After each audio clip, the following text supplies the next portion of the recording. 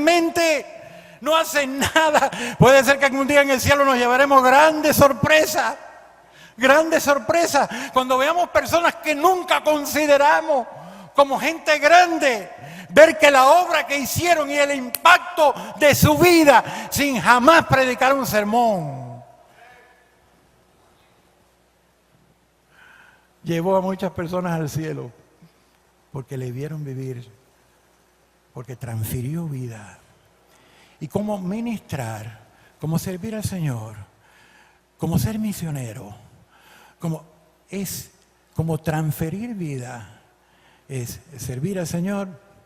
Todo el que esté transfiriendo vida, aunque no sean los lugares elevados, va a recibir la recompensa y el reconocimiento de Dios, porque Dios no es injusto para olvidar el trabajo de nadie y el amor de nadie y la dedicación de nadie, aunque nunca sea reconocido en los grandes niveles.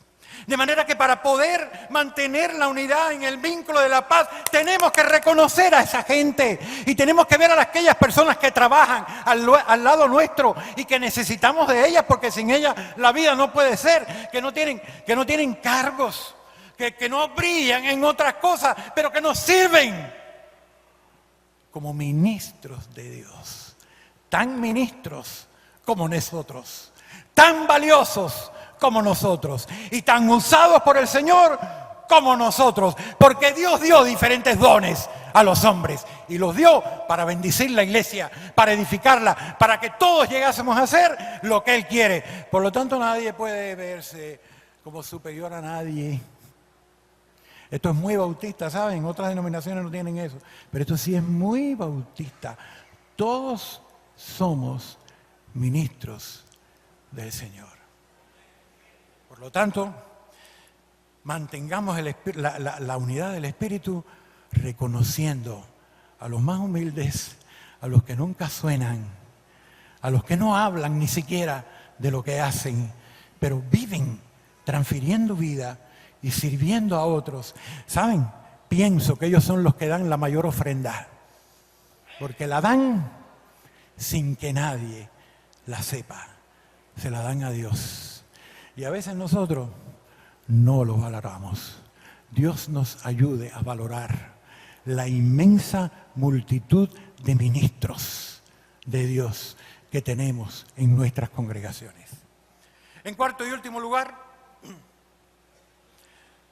si queremos guardar la unidad del Espíritu para transferir vida a otros, ella solo puede lograrse si nos medimos según el propósito de Dios.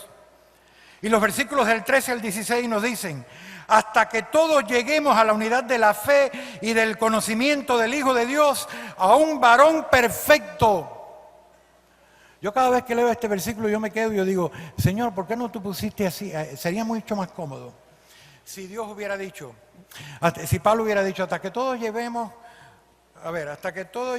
a la unidad de la fe y del conocimiento del Hijo de Dios, a un varón perfecto a la medida de Pedro. Qué bueno sería. Eso sería mucho más fácil. Si Dios quisiera que todos fuésemos como Pedro. Si Dios quisiera que todos fuésemos como Pablo, nos las estaría poniendo un poquitico más lejos la parada, ¿no? Pero pudiera ser que algunos de entre nosotros llegaran a ser como Pablo. Si Dios nos estuviera pidiendo que fuéramos, no sé, como cualquiera de los personajes bíblicos, eso nos daría cierta comodidad, porque bueno, al fin y al cabo son seres humanos y podemos encontrar en ellos las justificaciones necesarias para poder explicar nuestros errores, nuestro mal comportamiento, nuestra falta de visión en determinado momento, etcétera, etcétera. Entonces, hubiera sido bueno que Dios hubiera dicho que miráramos algún ejemplo, incluso bíblico, para que nosotros fuéramos a la medida de la estatura. Pero yo veo en ese pasaje una progresión que es horrenda. Dice, para que todos lleguemos, y entonces nos dice a la medida de la estatura, pero no se queda ahí, de la plenitud de Cristo, De tal manera que nosotros tenemos que mirar en nuestra vida, eso no se nos puede olvidar. Gracias, hermano Hanoi, por el devocional de esta mañana, por la insistencia en que tenemos que ser como Cristo. Cristo es nuestro modelo, es Él, no es otro. No hay otro modelo, no hay otra persona a quien imitar. Es cierto que es lejos de nosotros, pero en la medida que nos preocupemos más por ser como Él, vamos a ser mejores. Visitamos una casa pastoral, mi esposa y yo. El pastor debe estar por ahí, yo voy a contar lo que pasó, porque fue simpático. Y el niño, simpatiquísimo, el niño del pastor, un muchacho lindísimo y con una seriedad tremenda para las cosas del Señor, pequeñito, dice de pronto en la casa, yo soy, nos dice en la mesa, porque a él le gustaba mucho hablar con nosotros, dice, yo soy el mejor de la escuela. Me recordé que visitando a otra familia en otro lugar del mundo, hace un tiempo, vimos otra muchachita también que decía, porque yo soy muy inteligente, porque yo soy muy despierta, porque yo tengo muchas capacidades, yo tengo mucho... Y entonces este muchacho dijo así de pronto con una simpleza tremenda, dijo, porque yo soy el mejor de la escuela. Se quedó serio y dijo, bueno, pero en mi escuela también hay otros mejores. Después supe que su papá le había dicho, cuando él dijo eso la primera vez, el papá le dijo, mira, es bueno que tú seas el mejor, pero no eres el único mejor. Hay otros que como tú están tratando de ser mejores. Cuidémonos de creernos los mejores, porque la medida con quien tenemos que medirnos no es la gente que tengamos al lado. La medida con la que tenemos que medirnos todos nosotros, los siervos del Señor, los ministros del Señor, todos los hijos de Dios, no son las personas a veces grandes, productivas, eficientes, llenas de planes que están a nuestro alrededor, algunas de las cuales cuando las miramos nos sentimos minimizados. La medida que Dios nos pide, con quienes nos midamos, es con el Señor de señores y Rey de reyes. Y cuando tú y yo nos medimos con ese,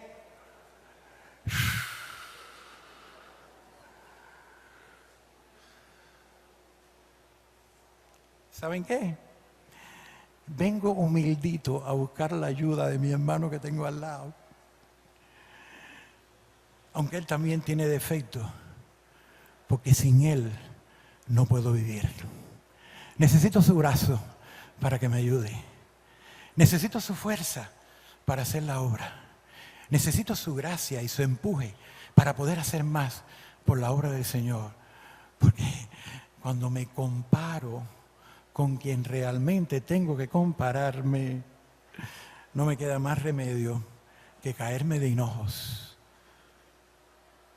y abrir mi corazón a la gente que tengo a nuestro lado. ¿Cómo sobrevivió la obra en el año 1965? Después hubo discusiones, ¿sabe? Y se dividió la obra. 20 años después. Muchas discusiones. Pero en ese momento, ¿saben cómo sobrevivió la obra? ¿Saben por qué sobrevivió? Porque todo el mundo se humilló. Todo el mundo.